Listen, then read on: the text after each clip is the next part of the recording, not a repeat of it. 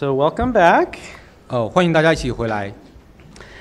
Before we continue, I just want to make a few clarifications. 在我继续下午的课程之前呢，我要先做一点点澄清。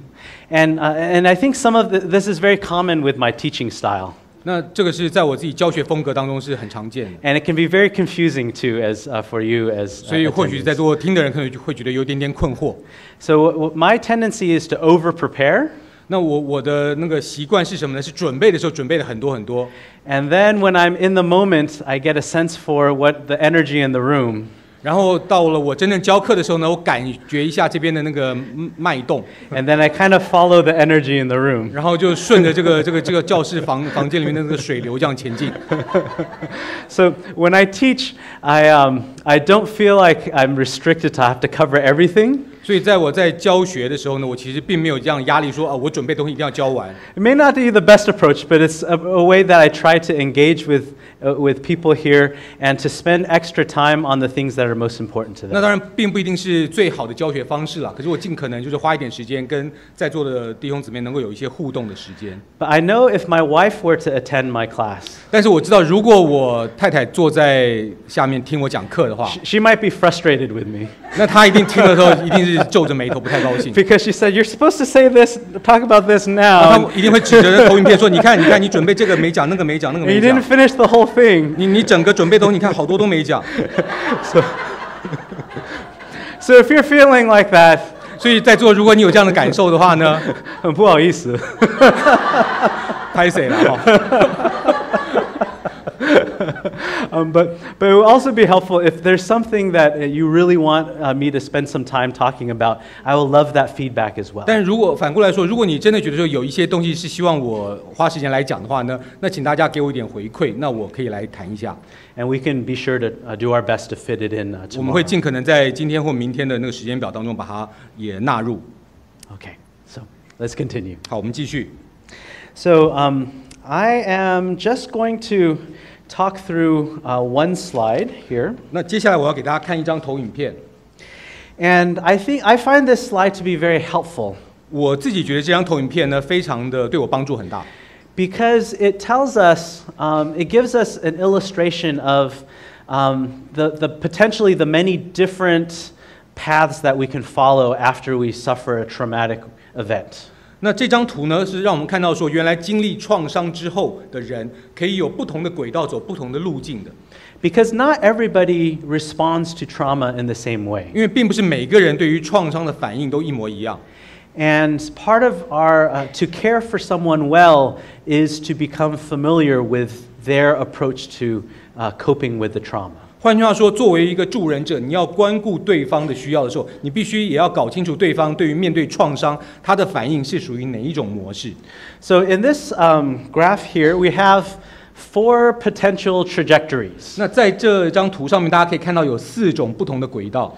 So here at the bottom on the what is this? The x-axis. 在这个那个横轴这边呢， Here's the time of the traumatic event. 那前面的原点就是发生创伤的那个时间点。And then as we get further on to the right, it's we get further away in terms of the time of from the event. 然后往右边走呢，就是横轴，就是代表说距离创伤发生时间点的时间。And then on the y-axis, this is referring to how much distress are you feeling. 而纵轴是什么呢？是讲说，是经过创伤的人，他当事人对于创伤所感受到的这种痛苦跟压力的指数。So the higher you are, it means I'm feeling very upset, very distressed by my trauma. 换句话说，纵轴越高的人，代表说他对于这个创伤事件的反应越强烈、越痛苦、越难过。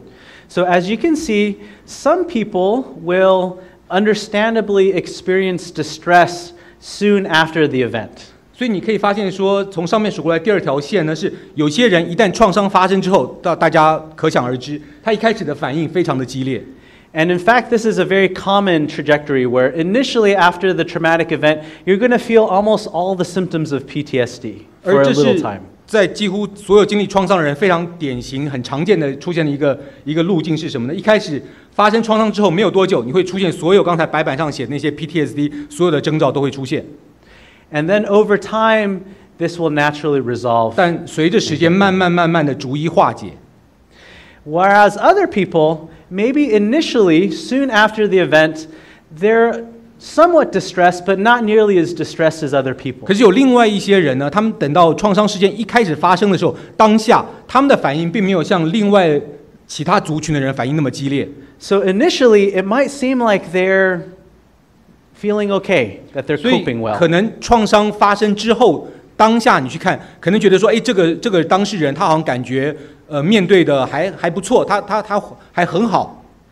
But the effects of the trauma in those cases, they take time to begin showing up. 但对于这个类型的人来说呢，创伤所造成的影响是要等了很长一段时间才逐步的显示出来的。In some cases, it might even take a year or 2 years before the symptoms and the distress will increase. 甚至在某些个案里面，会要1年到2年的时间才会发现创伤后压力症候群的这个征兆开始浮现出来了。So an example of this kind of trajectory 那像刚才中间那个第3条那黑色线的那条，它的那个走的路径呢， comes from the research on the effect of divorce on children. 往往是从什么？从学术界他们去研究说，到底离婚对于孩子所造成的影响，往往走的是这个第3条路线。刚开始不怎么样，后来越来越加重。So interestingly, research finds 所以很有意思的事情是，学术研究告诉我们 that little boys, when their parents are beginning the divorce process, where they become divorced, 小朋友如果他们经历到爸妈在闹离婚或是已经离婚的这个过程的话， little boys will tend to act out right when the divorce is happening. 那然后little boys。Little boys, yeah. 所以小男孩面对父母离婚的这个创伤的时候呢，小男孩的反应往往是这个纵轴的上面那2条线的反应。And the way they act out is they'll start acting out in school, misbehaving, doing things they're not supposed to do. 比方说小男孩他们的反应会是什么？就是在学校开始完全不守规矩，做了一些很多不该做的事情，作为他们对于创伤的反应。However, research finds that with little girls, the reaction is different. It tends to be different. 学术研究显示，小女孩面对同样父母离婚的这个创伤，他们的反应却跟小男孩很不一样。There's a tendency for little girls to have a delayed reaction. 对于小女孩来说，往往他们的反应是什么？是延后的那个创伤反应才会出现。That oftentimes the impact is going to come later on when they become teenagers. 尤其是那些小女孩，她们的创伤所造成的那些影响，要等到她们进入到青少年时期的时候，才会逐渐浮现出来。So again, it's just important to remind us that everyone takes a different journey in their recovery. 所以这张图要给我们很重要的信息是，每一个人在面对创伤之后，他走的路径其实是不一样的。And as pastors, that has implications on how we pastor people. 而作为牧者，这张图也可以帮助我们来怎么样面对我们所牧养的这些族群。Because it has to be adapted to the person we're. 换句话说，你作为牧者，你牧养的方式不能够从一而终，你必须要不同的人用不同的牧养方式的。And then there's another trajectory which is called the resilience trajectory. 还有一条轨道是什么？就是所谓的韧性，这个人生命很有韧性、很有韧力的这个轨道。And these are the people who, the difficult thing happened and they weren't very distressed in the beginning. 然后就这些人是什么人呢？就是当他那个创伤或困难发生的时候，这些人当下他并没有非常的极大的痛苦或极大的那些不安。And then over time, it's still the same. 然后呢，随着时间过去呢，这些人的反应还是一样平静。So as counselors, sometimes it's very tempting to think, oh, this person's not feeling distressed, there must be something wrong with them. 所以作为那个諮商輔導者，往往看到這種第4條曲線，就會說：哎呦，這個人你看遇到創傷，竟然心如止水，這個人一定有一些更深的問題。So even counselors need to be reminded that everyone reacts in a different way. 換句話說，作為那個諮商輔導者，也要不斷的自己被提醒，不同的人面對創傷，他走的路徑是不一樣的。Because I've met counselors who will interpret this as a bad thing. 因為我碰到過有一些諮商輔導的人，他怎麼樣？他看到那個第4條曲線之後，他就認為說，這個人一定有大問題。And they force you to talk about something even though you don't need to talk about it. 他甚至會強迫那些受輔者，不斷的叫他說，你一定有問題，你說出來。So some people need it and they need to address avoidance, other people don't. 可是你要知道，每個人反應不一樣，有些人需要，有些人並不需要。And we can talk more about how to tell the difference between the two. 我們後面會講到說如何來分辨這些不同類型的人。But for now, what I want to do is talk about some theories on how to understand trauma and PTSD. 那我接下来要跟大家分享一些理论，可以帮助我们怎么样进一步来理解创伤或者是创伤后压力症候群这个疾病。And I also want to talk a little bit about what does trauma counseling or trauma therapy actually look like. 那我也会跟大家稍稍分享一下，到底所谓的那个创伤或者说创伤的治疗的过程大概会是什么样子。So what do we do in a counseling session with someone who has survived trauma? 那尤其是比方说我们在真正的那种专业的那个辅导的过程当中，面对一个经历过创伤后的人，我们是怎么样来帮助他的？ And then how do we understand the interventions like why we believe what we do helps someone who has trauma? 也可以换个角度来说，从学理上我们提供一些资料，帮助我们理解为什么我们知道这些的做法可以帮助当事人。Okay. So the first theory of trauma comes from Horowitz in 1986. 那第一个要跟大家分享的理论呢，是一个叫 Horowitz 的教授1986年他所提出来的。And the key idea behind Horowitz's theory is that trauma involves impacts our pre-existing beliefs. 那这个 Horowitz 教授他提出的理论的一些最重要的核心在哪里？他就说什么叫做创伤？创伤就代表说我们遭遇了一些事件，而那个事件会冲击我们之前的信念系统的，这叫做创伤。And one of the reasons why trauma produces so much distress like anxiety and depression is because we can't make sense of what happened. 而创伤之所以会造成这么大的这种不安感、不舒服感或者焦虑，就是因为说它跟我们之前的信念系统没办法都在一起。Because we have certain beliefs about how the world is like. 因为我们每个人都对于这个世界该是什么一个样子有一个套信念系统。We have beliefs about how we are like, how other people are like. 我们也对于说我们要做一个什么样的人，别人该怎么样跟我们互动，我们都有一套游戏规则，有一套信念在背后的。And traumas almost inevitably contradict our typical beliefs. 而所谓的创伤，什么样的东西构成资格成为创伤呢？一定是它跟我们习以为常的信念系统完全相反的，才叫做创伤。And one of the things I want to talk about in more detail is this common belief that we call the just world hypothesis. 那尤其我想要花点时间跟大家来谈说，一般人都有一个所谓这个世界是公平公义的这样一个假设信念在背后的这件事情。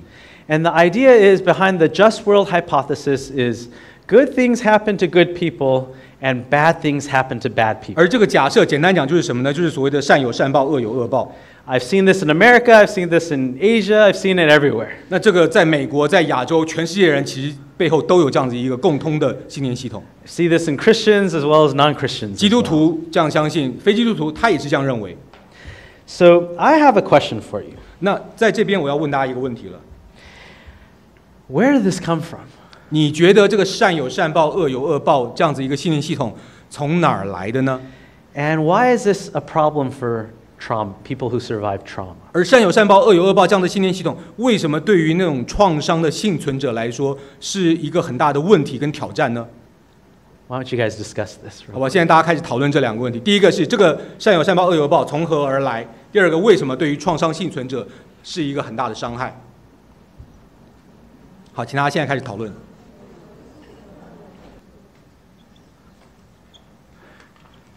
Is that it's true, at least most of the time. 就是善有善报、恶有恶报这句话，其实大部分的情况下是对的，是正确的。If you do the right thing, you work hard, usually you'll get the right result. 你认真工作，你做对的事情，往往那个结果就是好的。Or at least it increases the likelihood of a good result. 或者你做对的事情呢，往往你产生好结果的几率也比较高。It's all over the wisdom literature in the book of Proverbs. 这所有的这些智慧文学箴言里面都是这样子的一些教导。But from a hermeneutics perspective, 但是从那个释经的角度来看， we have to realize that the wisdom literature cannot be interpreted in the same way as other genres of literature. 但从释经学的角度来看，你要知道说，圣经上的智慧文学，你诠释的角度跟其他文体不能够用一样的方式来诠释的。So Proverbs are not 100% guarantees.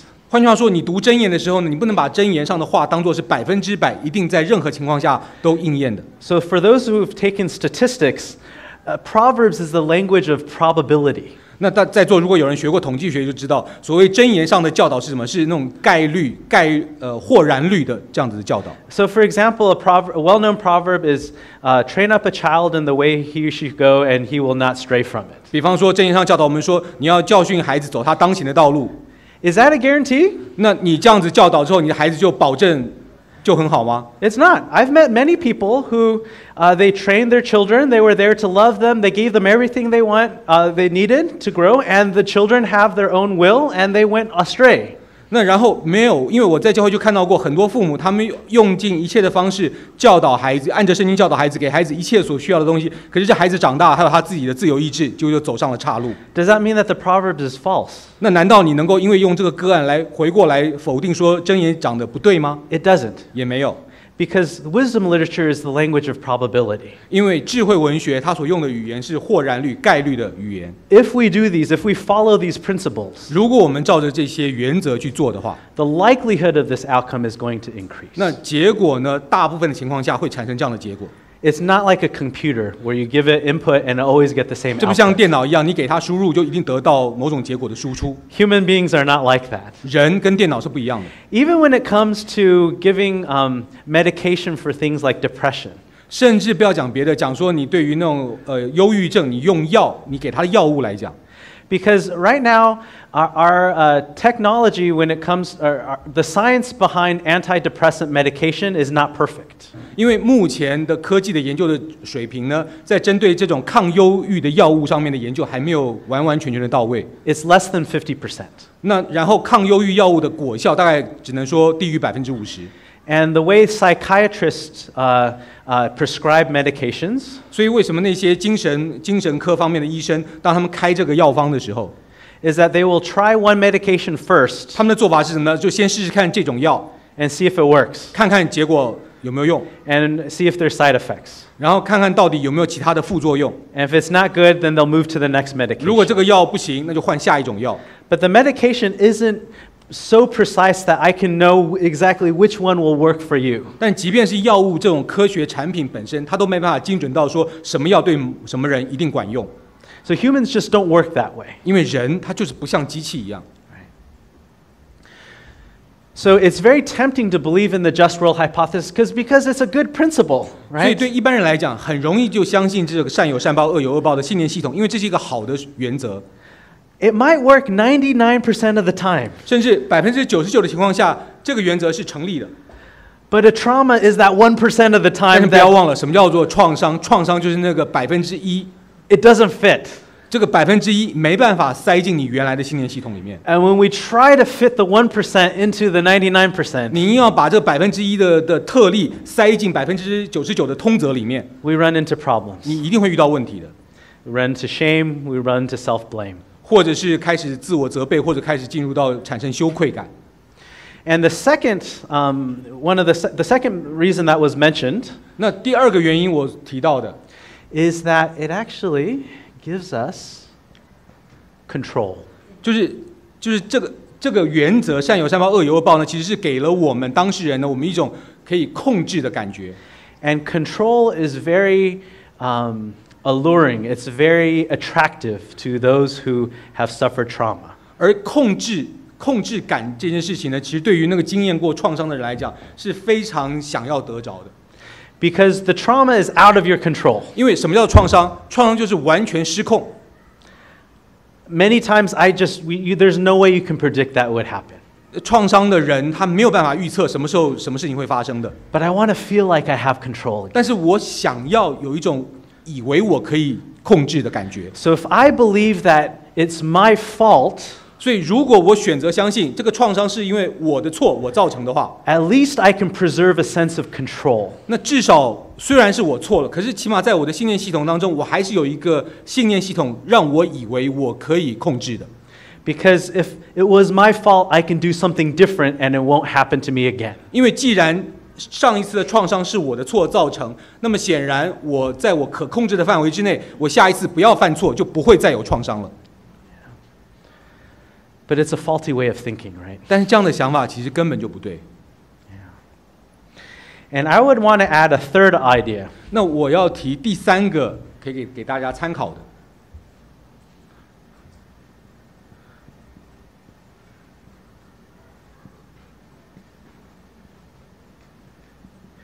And that has to do with their childhood upbringing.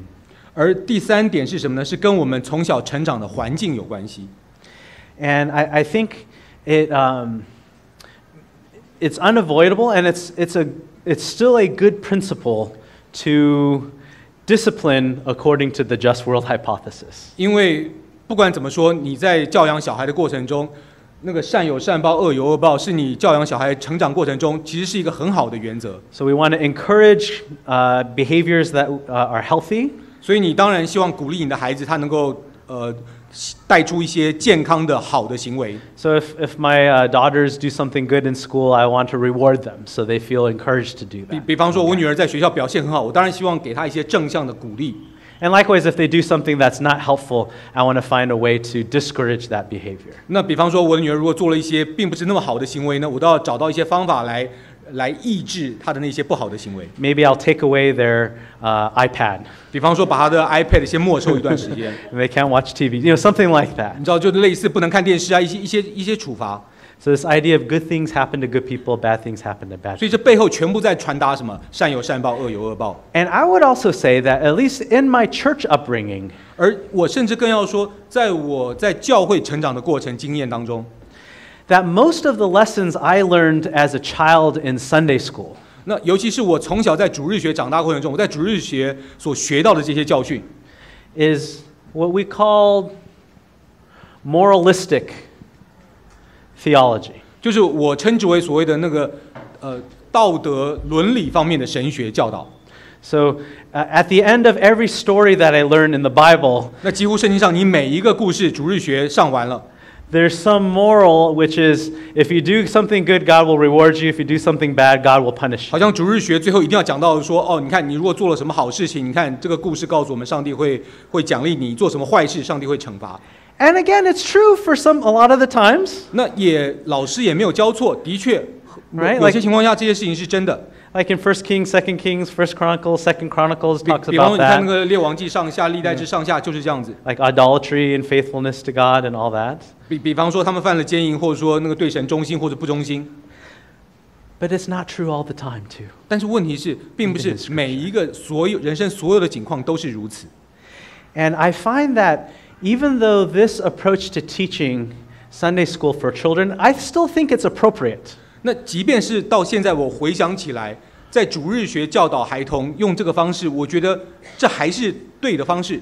But it's a childish way to understand the faith and God. 但是不要忘了，这还是一个从非常幼稚，或是用孩童的眼光来理解上帝这个信仰跟上帝的教导。 We can start with it as a foundation. 没有错，我们是可以从主日学用这个东西当成根基开始。 But when we become adults, it has to mature into something else. 但是当这个信徒他们变成成人之后呢，你的教导也要随之成长。 So again, there's things that we can do from the perspective of Christian education.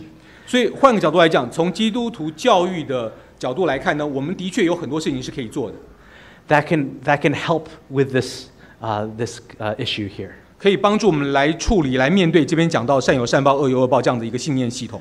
Because again, Jesus, he didn't deserve to be crucified on the cross, and yet he still got 因为 crucified. 不要讲别的，光讲耶稣基督，他就不应该得着在十字架上受死这样子的报应跟惩罚。 It does not fit the just world hypothesis. 这个善有善报、恶有恶报，你绝对不能用在耶稣基督身上。 And that's actually the message of the gospel. 而甚至我要倒过来说，耶稣基督之所以他最后死在十字架上，这才是福音的信息的本身。 That even when we're sinners, Christ died for us. 即便我们是罪人，但是耶稣基督都为我们死，这才是福音。 Right? So we have to evolve from the moralism to the gospel. 所以代表说，我们在基督徒的教育的环节当中，必须要从主日学这种道德伦理性的教导，慢慢逐步成长。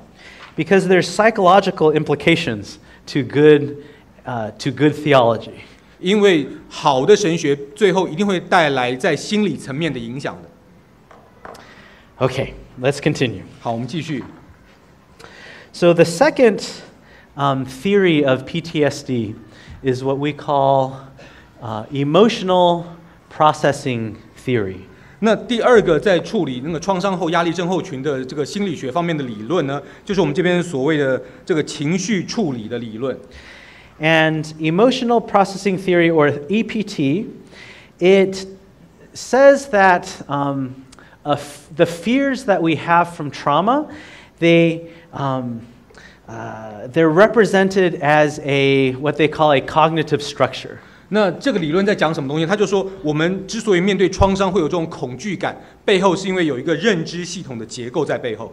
So what would be an example of a fear that is a cognitive structure? 那到底什么样的一个例子可以说明这个恐惧背后的认知结构呢？ So for me, I have several irrational fears. 那比方说，就我个人来说，我有一些害怕的东西哦，其实是说出来讲出来没有道理可以讲的。Like I'm very afraid of cockroaches. 比方说，我很怕蟑螂。And it actually comes from an early life trauma here in Taiwan.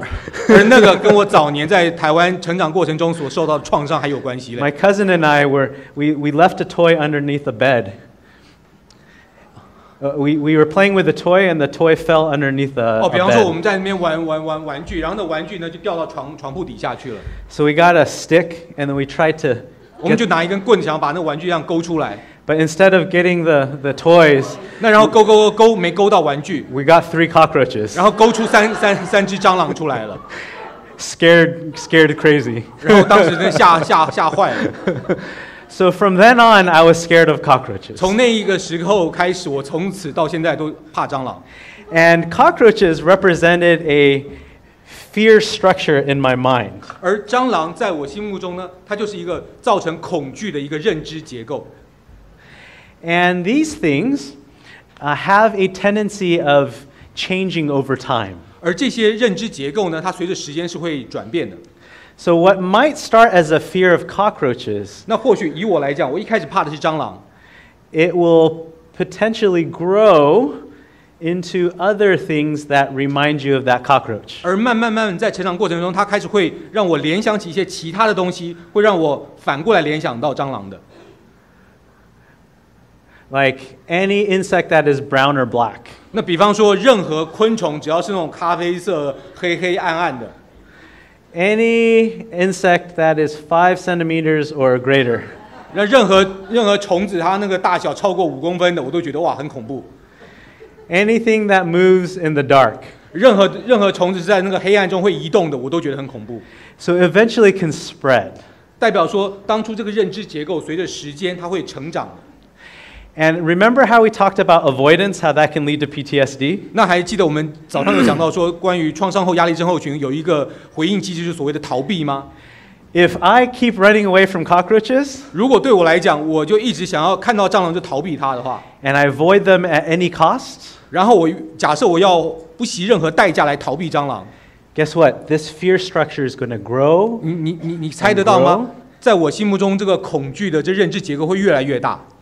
And it will become more generalized and more generalized. 而且是越来越这个是所有跟蟑螂能够联想扯到边的东西，我全部都怕了。And that's what happens with someone with trauma. 而这对于经验过创伤的人来讲，的确会出现这样的现象。You start with an experience that creates a fear for something. 从一开始创造创伤经验的那个起点那个东西开始。And because of avoidance, that is allowed to generalize. 因为你为了要回避那个起点的那个东西，所以你的那个框架就越来越宽，越来越大。And for people who have had PTSD for many years, 那尤其对于那些常年罹患这个创伤后压力症候群的人， they cannot leave the house. 甚至有些人他们严重到一个地步，他们不能够离开家 Because the fears have generalized so much, everything is interpreted as a 因为 danger. 对他们来讲，对于这个恐惧的这个框架已经扩展到几乎是他们家以外任何东西都是恐惧的，所以他不敢出门。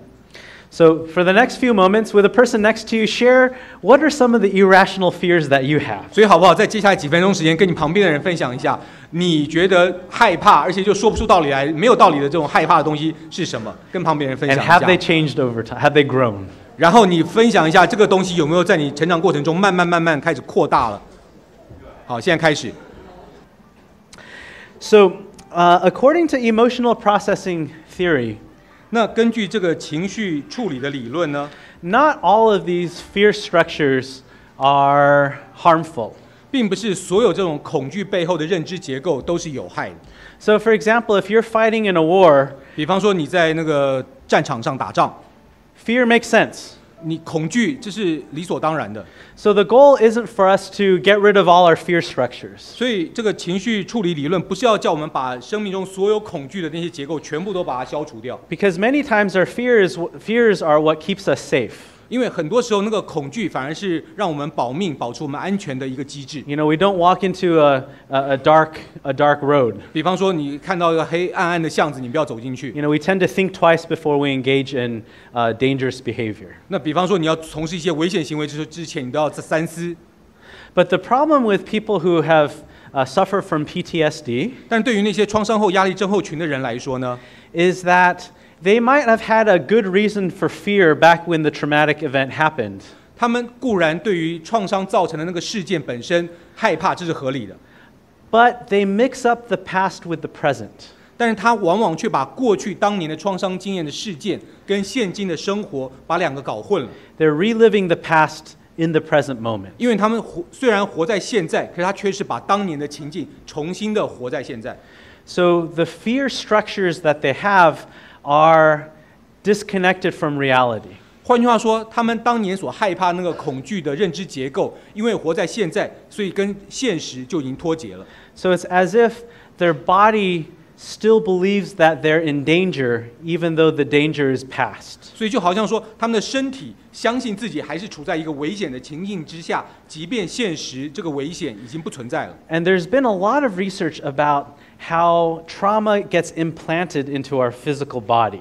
那有许许多多研究都显现说，创伤这个情绪上的反应呢，最后会扎根在人的生理反应上。And we'll talk a lot more about that in the next theory of trauma. 那我们在讲下一个理论的时候，会讲更多这方面的东西。But an example of a harmful or not helpful fear structure would be this one, like crowded supermarkets are dangerous. 比方说，像我们这边讲到一个，就是人很多的超级市场是很危险的这样子一个恐惧结构。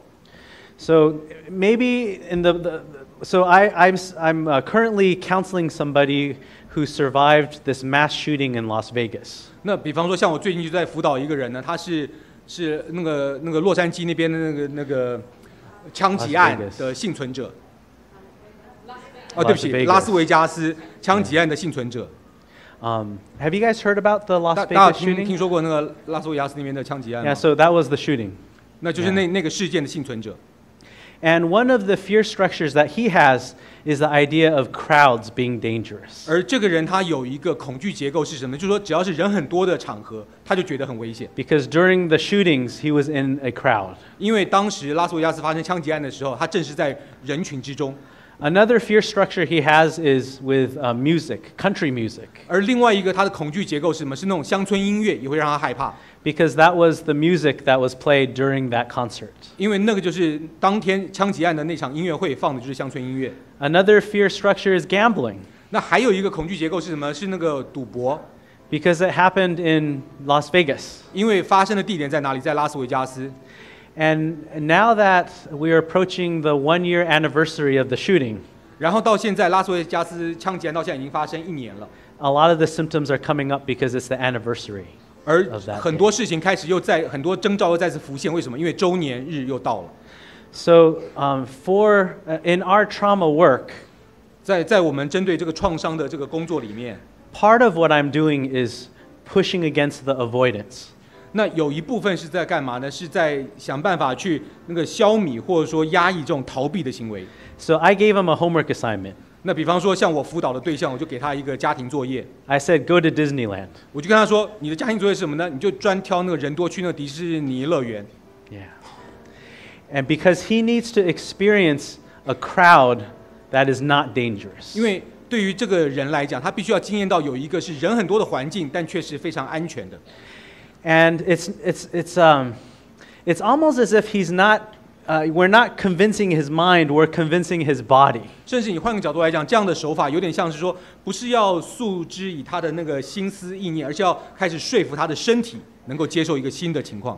And that speaks to how, whenever it comes to irrational fears, we can't talk your way through it.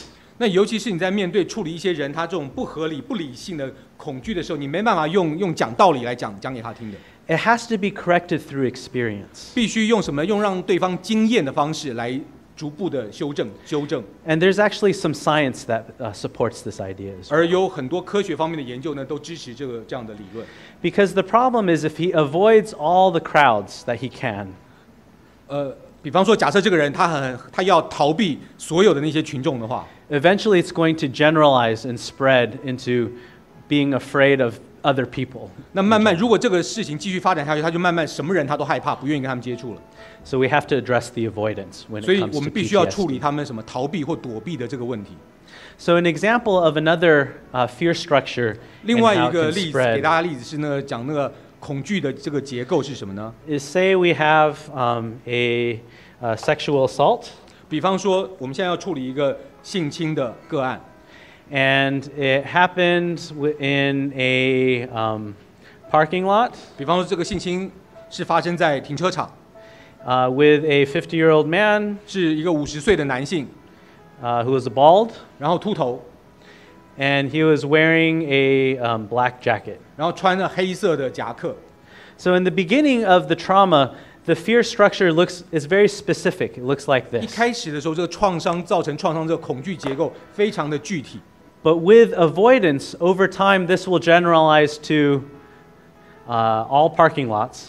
那慢慢随着时间，如果他的那个逃避机制越来越彰显的时候呢，这个人就会开始要排斥去任何的停车场， And it might even generalize to cars. 甚至可以一路这样子延伸下去，变成说对汽车他都感到恐惧， It might generalize to all bald men. 甚至可以延伸到说所有秃头的人他看了都害怕， And eventually it might even generalize to all men. 甚至更可以扩张到说所有的男人， And maybe even all people.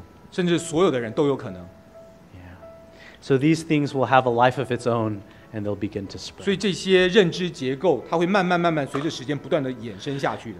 So if you've ever been in a car accident, it's very understandable that you're afraid of driving for about a month. 所以，比方说，假设你经历过这种汽车事故的话，那你当然会对于开车是心有余悸。比方说，你有1-2个月的时间不敢开车。 And what happens is we still drive because we have to get to work, we still have to go where we need to go. 但真实生活是什么？你还是必须要开车，你才能上班，才能够去学校啊。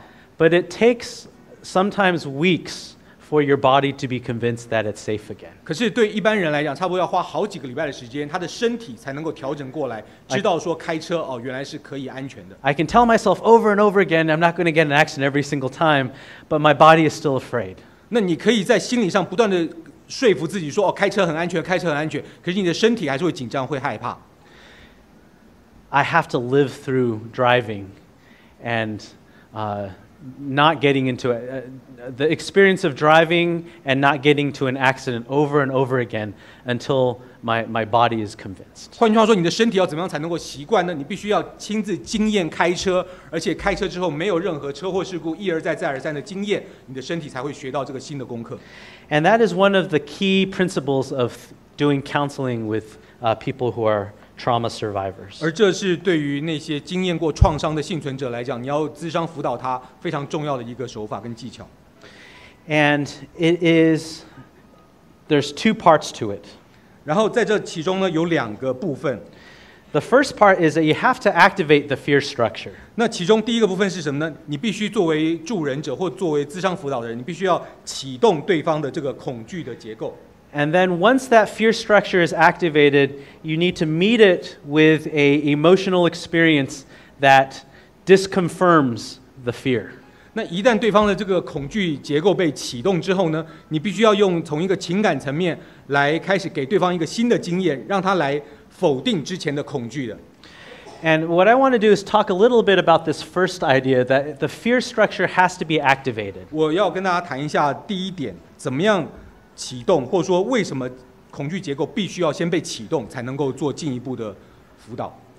And the idea behind this is that we have to wait for the right timing to be able to speak into the trauma. 那尤其是这个背后有一个概念是什么呢？就是说你必须要等到正确适当的时机，你才能够针对这个创伤事件对当事人说话。 There is another pastor that I'm doing counseling with, and her father passed away about 10 years ago. 那我现在在辅导另外一位女牧师，她的父亲呢，10年前过世了。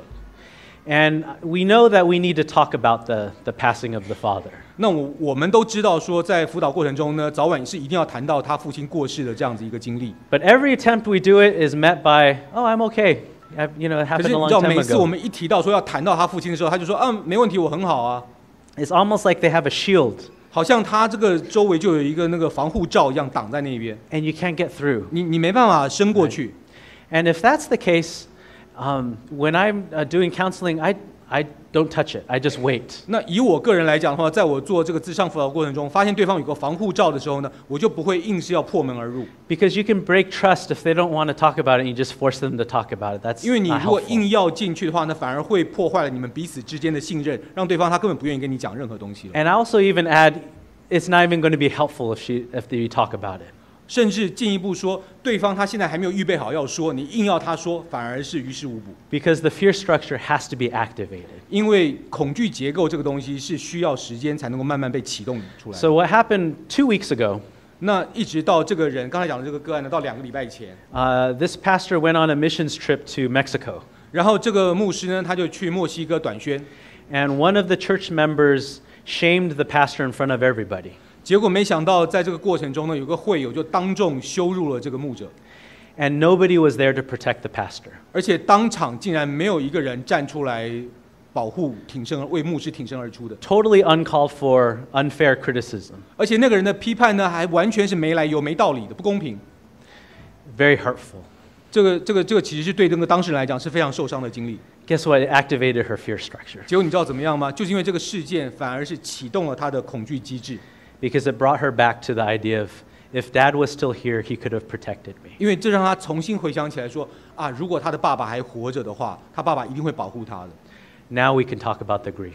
然後接下來我作為一個諮商者，我才能夠跟他進一步來談說他爸爸在他生命中造成的影響。 And then we can go into it from there. 然後我們可以進一步的來幫助他。 So sometimes we have to be patient. and 所以 we 有 have 時 to 候 wait. 我們是需要耐心，要等候恰當的時機。 So according to research, what are the things about counseling that can help facilitate healing and recovery? 那根據一些研究，到底是哪些東西可以來幫助我們在諮商輔導方面的這些手段呢？ There are at least 4 ingredients of change. 那這邊呢，學者一般他們分析出來說，大概起碼有4種幫助改變的很重要的元素。 And the first one is what we call emotional engagement. 那首先第一項是我們所謂的那個情緒上的攝入，跟對方有接觸。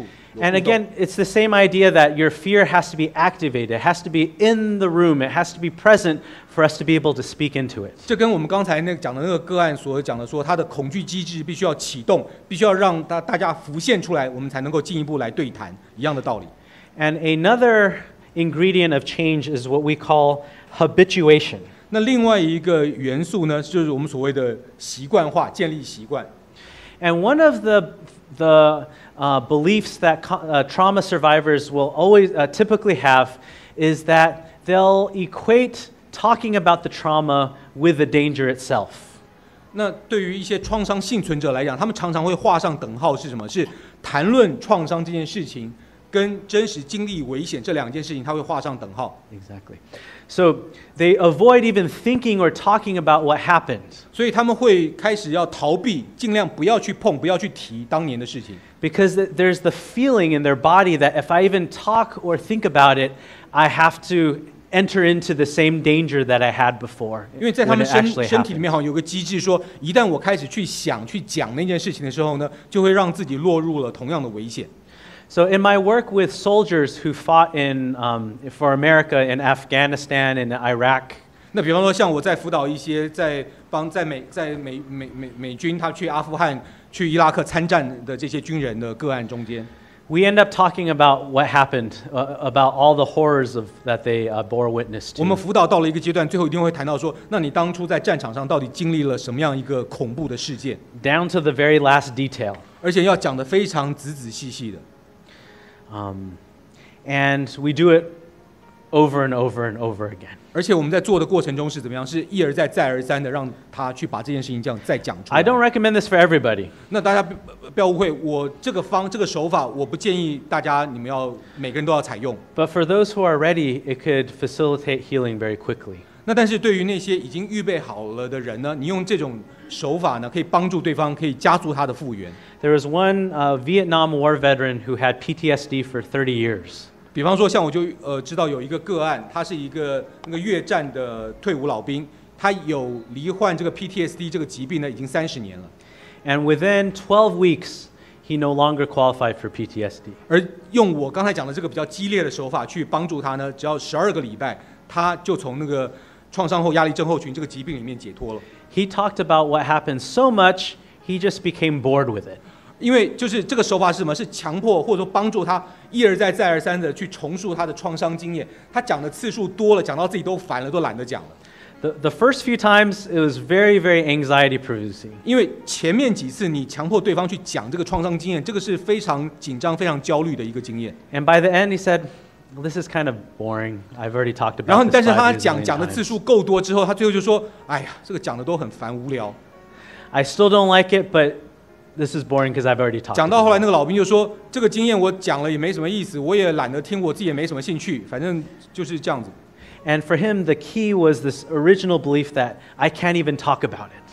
因为对这个当事人来讲，他这个个案的所有的症结点在哪里呢？是他早年有个信念说，当初的这个创伤我连谈都不能谈， Because if I talk about it, I'm going to go crazy. 因为如果我谈起当年在越南的这些创伤经验，我这个人马上就要发疯了， And I'm going to lose control. 而且我就对我的生活再也没办法去掌控了。 And now he's bored with it. 但是现在他因为讲的次数够多了，讲到烦了，他也不在乎了。 And that's for this person what the path of healing looks like. 而对这个当事人来讲的话，用这么样激烈的手法，反而加速了他的复原。 There's one more theory that I wanted to share before we go into question and answers. 那在最后我们进入那个问答之前呢，还有另外一个理论要跟大家分享的。 And this is called the dual representation theory. 这个是我们所谓的那个双重表征理论。 And the idea behind the dual representation theory is actually the idea that the memories from a trauma, it's actually encoded into 2 different parts of our brain. 就是这个双重表征理论，它背后的理论基础在讲什么呢？在讲说每一个人对于创伤的记忆跟经验，其实是编码在我们人的脑袋的那个2个不同的部分里面。So there's the part of our brain that is associated with what we call the frontal lobe, kind of the part right in the front, right? Frontal lobe 是前额，所以有一部分是跟我们的那个脑的那个前额这个区块有关系。And this is the kind of memory that's associated with rational thought.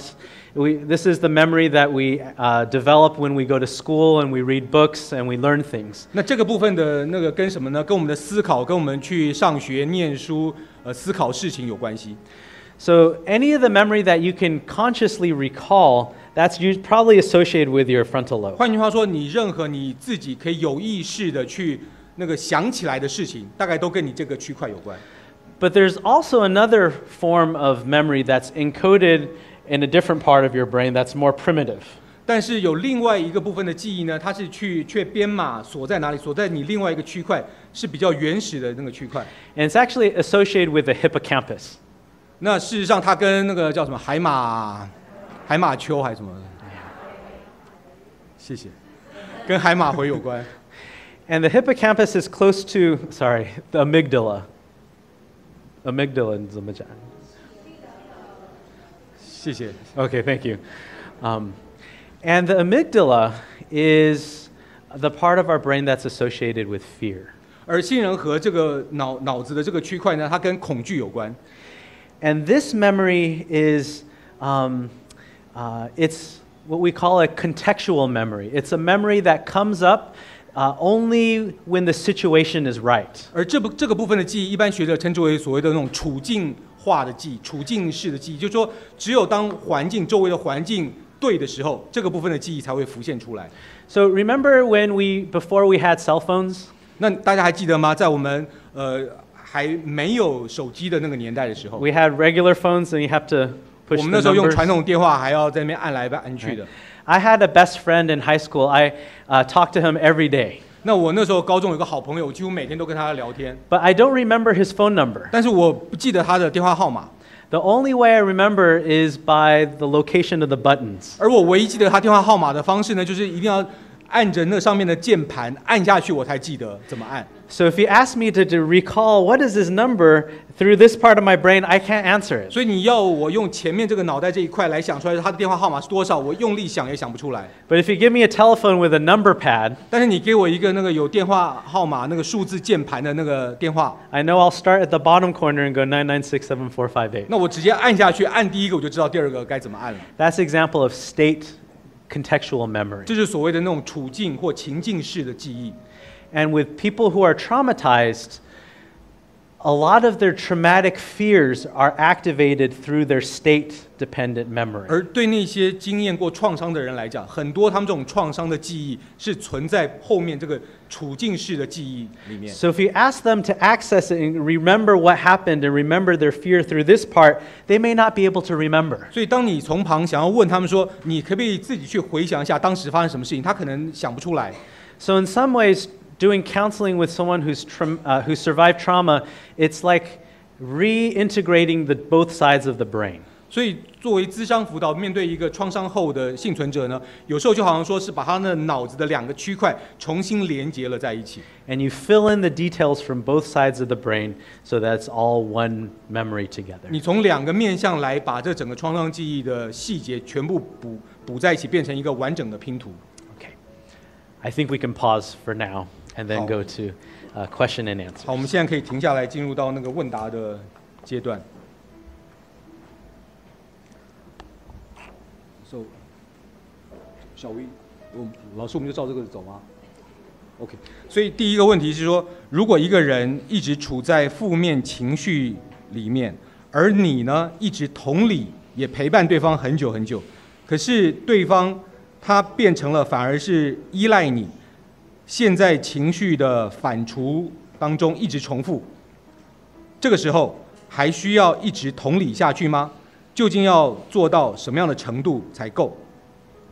Okay, good question. 好问题。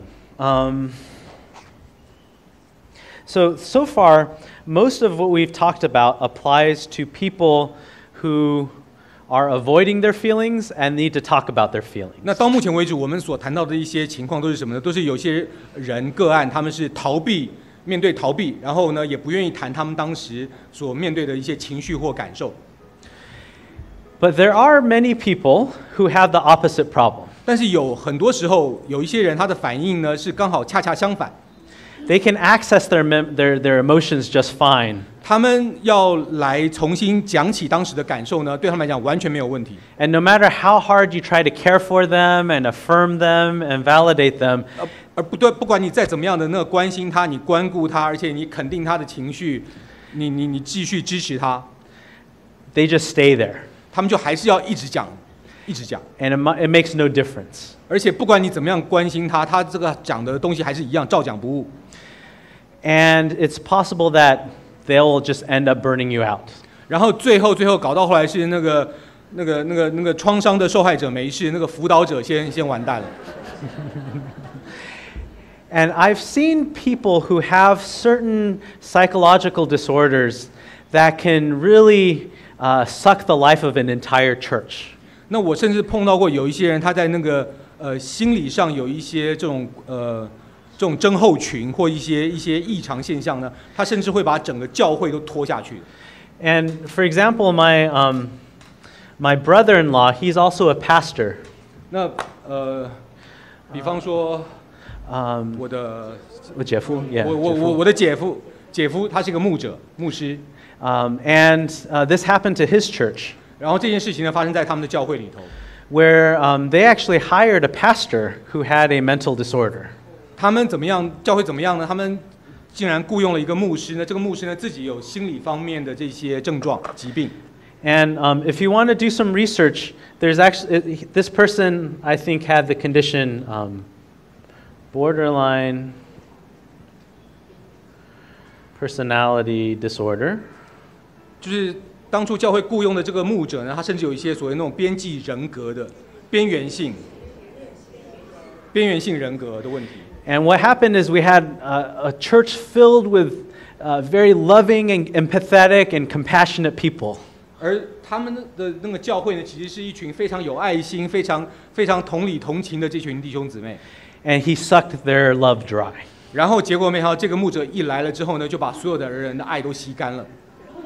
And there was a multiple-year process where the rest of the pastoral staff had to recover and support each other and debrief what happened afterwards. 然后要花了整个教会好多年的时间，让这些牧者才能够重新从这当中彼此喂养、彼此帮助，然后慢慢走出来。So I do want to be clear that I'm not trying to say that if you just love and empathize people that we can cure everybody. 所以大家不要误会，我不是要告诉大家说，只要你有爱心，你的爱够多，你的那个同理够深，你就能够解决一切的问题。In fact, one of the responsibilities and roles of Christian psychologists is to work with missions organizations. 而事实上，身为基督徒的心理学家，其中的一个职责是什么呢？就是要跟这些宣教机构彼此配搭合作。So as people apply to become missionaries or apply to be a pastor, they have to go through psychological evaluation. 比方说，假设有某人他想要申请差会成为宣教士，或者他要成为教牧人员，他必须要先通过这个心理方面的这些测试跟分析的。And I learned through my friends who do this work. I've done some of this work myself. 我自己做了一些这方面的工作，我也有一些朋友我认得的。Is that one of the main reasons why missionaries return from the field early? 就是他们发现说，为什么很多宣教士他提早就阵亡或提早回家呢？ So we spend so much money to prepare and to train and to send missionaries. 就是你发现说，很多宣教机构花了很多钱、很多时间在那边装备宣教士， And they come back not because they want to, 然后他们之所以打包回府，不是因为他们要回来， but because of mental illness 而是因为他们真的是罹患了心理、精神方面的疾病，不得不回来。 in team members, 尤其是 in 他 other 们 missions team members. 跟其他的那些宣教团队的成员之间发生了一些冲突，或者说造成精神上的一些困扰回来。So again, there's another important way that psychology and the ministry can come 所 together. 以再一次，你看到心理学跟这个侍奉这两个其实是可以结合、彼此帮助的。And perhaps one of the goals of the pastoral counseling program here 那或者甚至华神的这些那个教牧辅导的这个学程， is to gain awareness of what some of these conditions look like, 就是可能要在刚才讲的这个领域里面呢，做更深进一步的探讨。and then maybe we can refer them to professional help. 甚至对于一些教会中有这些个案情况的人呢，你可以把它转介到一些专业的机构来协助他们。And again, it has to do with accepting our limitations. 那再一次，换句话说，我们每个人都要认清自己的那个限度。Yeah. OK。第二个问题是，看到教会中层出不穷的性骚扰案，想请问牧师，如果您是柳溪教会的牧者，该如何处理主任牧师的性骚扰事件？如何处理直接的受害妇女以及教会全体的创伤？ Yeah. So if I was in the Willow Creek, what would I do? 就是如果我在柳溪教会服侍，我会怎么办？ Well, I don't know well, Bill Hybels recently retired.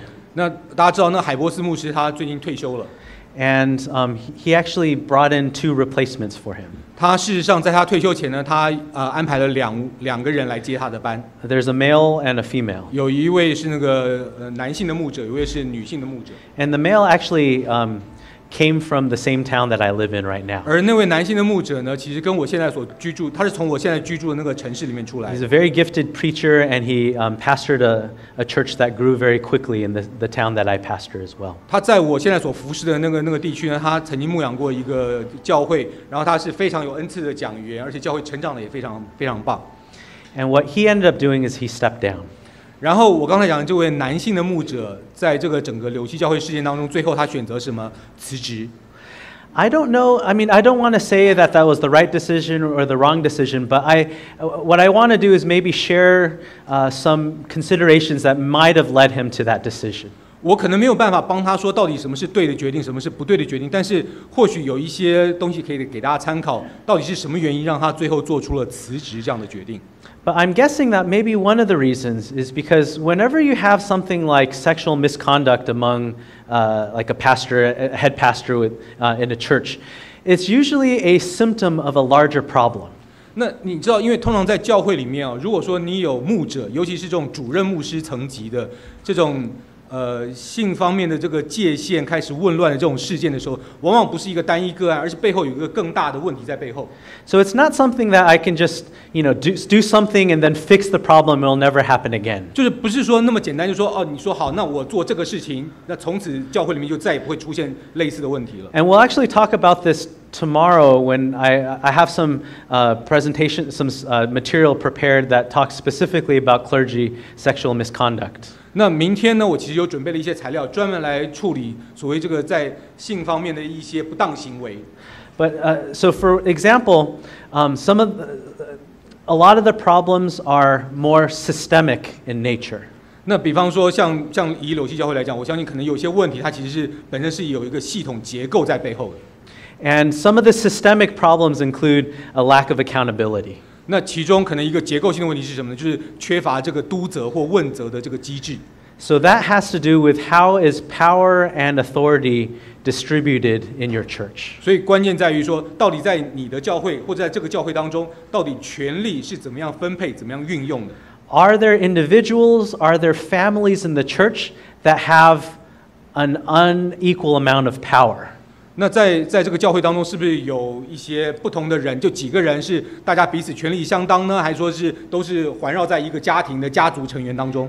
And because of the power and the privilege that they hold, they are treated differently than everyone else. 那因为他们有这样的权利，他们有这样的尊荣，所以好像大家看他们看自己就变得不太一样。And I've been in lots of churches, so I've seen a lot, as you have seen a lot too. 那我这样的教会我看了很多，我相信在座各位你们也看了很多类似的教会。I've seen that certain families will have power in the church because they've been there longest. They're one of the founding families of a church. 我看过有些家族在教会里面就整个都是很有权利，为什么呢？因为他们是那个教会的创始的家族之一。I've seen people in church who have a lot of power because they donate a lot of money. 那我也看过有些人在教会为什么他权力很大？因为他捐了很多钱。These are larger problems. 那这些是更大的结构性的这些问题。Because those should not be the case in the first place. 那因为一开始你的教会就不应该让这些这样的人，他们就是因为捐钱而什么原因，他就获得了权利。Right. So this is just a symptom of a larger problem. 所以我必须说，像柳溪教会这个只是一个更大的问题的最后出来的那个问题的那个表面的那个征兆而已。And I know in America, one of the problems that faces a lot of the evangelical churches 那我知道在美国，尤其是很多福音派教会都面对的一个挑战跟问题 is this idea of I hope we can translate this, like a rock star pastor. 就是好像说教会里面一定要有那种摇滚巨星级的牧者这种概念。Right? That you can build the church around one very charismatic and dynamic leader who's a very good public speaker. 就是好像说你们的这个教会要怎么增长呢？很简单，你只要找到一个魅力型的这种讲员领袖，全部教会都围绕着他转，就能够增长了。And as long as that person can bring a lot of people into the church, 那只要那个人他能够吸引很多会友进到教会， it must be the will of God then. 那就显然就是上帝的旨意在其中了。You see, the just world hypothesis. 大家看到了吗？这同样的跟我们刚刚的善有善报、恶有恶报一样的信念系统在背后运作。And then that sets things up for abuses of power. 而这个信念一旦一开始生根，马上就为了后续的一些权力或各方面的滥用埋下了伏笔。And with sexual assault, it's not just the lust or the physical attraction. 那尤其是在这个性侵的个案当中呢，造成性侵的这个原因，往往还不只是说是那种身体或者说生理上的吸引或外表而已。It's usually about power and control. 往往背后更深的根源是什么？是权力跟掌控在后头。Sin runs deep. 因为你知道人的罪非常非常的深。We cannot focus just on the behavior. 我们没办法只看外表的那些行为。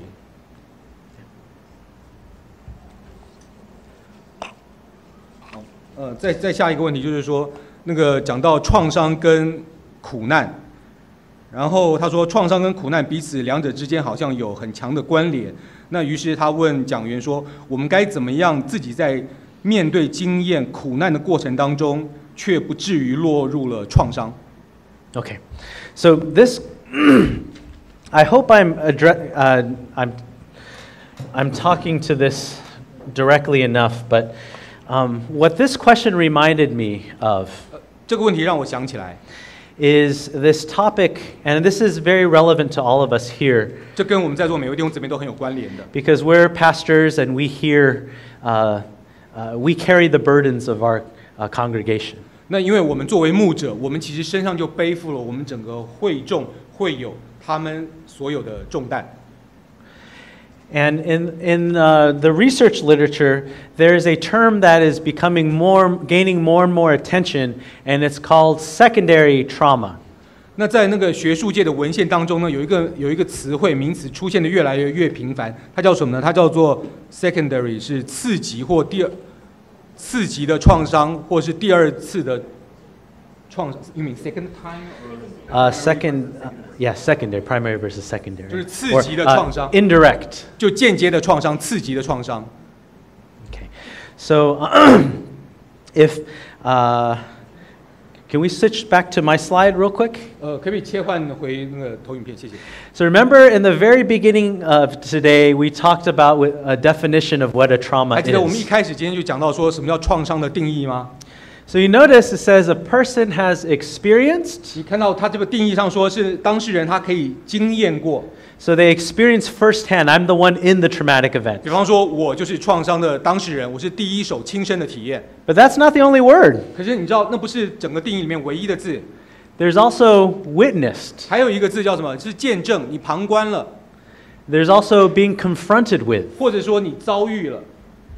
So it's possible for you to hear the trauma of somebody else, 所以是有可能的。当你在倾听别人诉说对方的创伤经验的过程中， and for you to be traumatized. 你光是听的过程就让你遭受了所谓的那个次级创伤、 So 间接的创伤。 all the PTSD symptoms we talked about, 所以换句话说，所有刚才我们今天讲的那些 PTSD 所有那些症状，都有可能在你身上再次出现。 the re-experiencing, the 比方 arousal, 说再次经验亢奋、 the depression, 忧郁、 the avoidance, 逃避等等， that can all apply to those of us who are helping the people who are traumatized. 对于我们这些想要帮助别人的牧者来讲，发生在我们身上的机会，其实同样也有可能。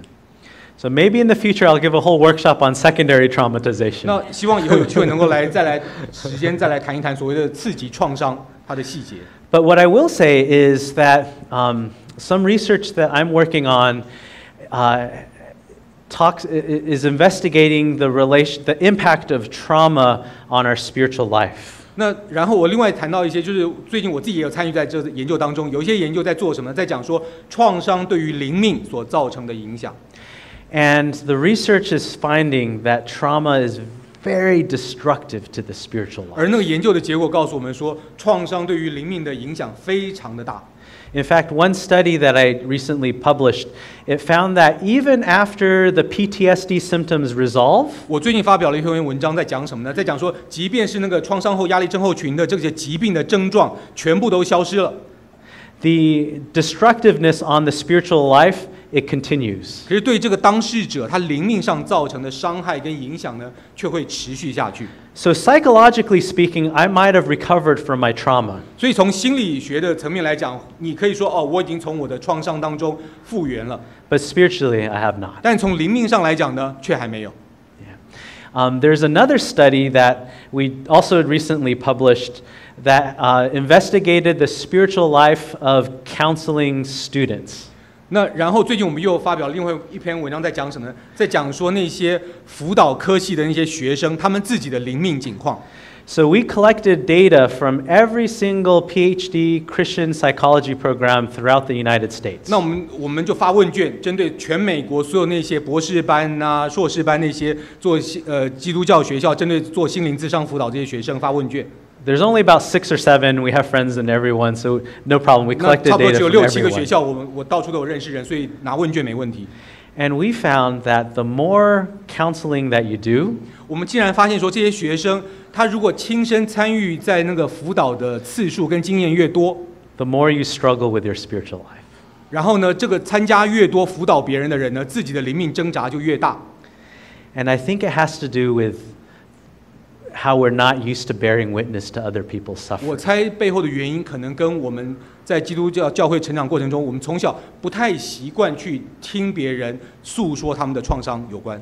And again, I think that's one of the reasons why we need Christian psychology programs. 所以这是另外一个原因，我觉得我们迫切的需要有基督教观念、基督徒观念的这些心理咨商辅导的课程。So we can nurture the spiritual life of the counselors. 所以我们可以一方面来帮助这些辅导别人的人，他们自己的灵命可以不断成长。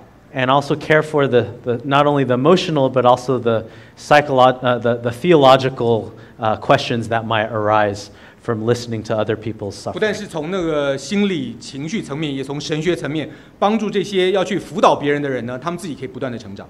Yeah. Okay. One more. 好，再一个问题，教会在辅导会友的时候，是否应该给予会友建议，他们未来应该走的方向？第二个，当有这个创伤后压力症候群的会友，偶尔有一些脱序的现象，他们离开了教会，结果呢，过一阵子又想要再回来，请问教会到底应该要接纳呢，还是拒绝？ Wow. That's a good question.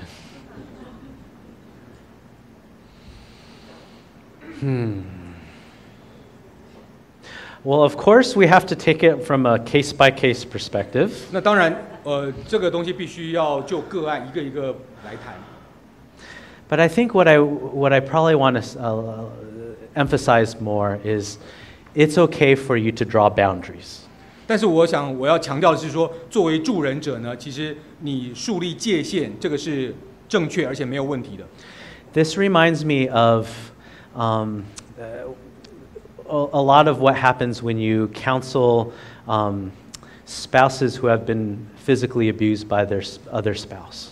那尤其是在面对一些婚姻当中的一些暴力相向的这些个案的时候，我遇到过类似的情境。Do I still keep giving them another chance?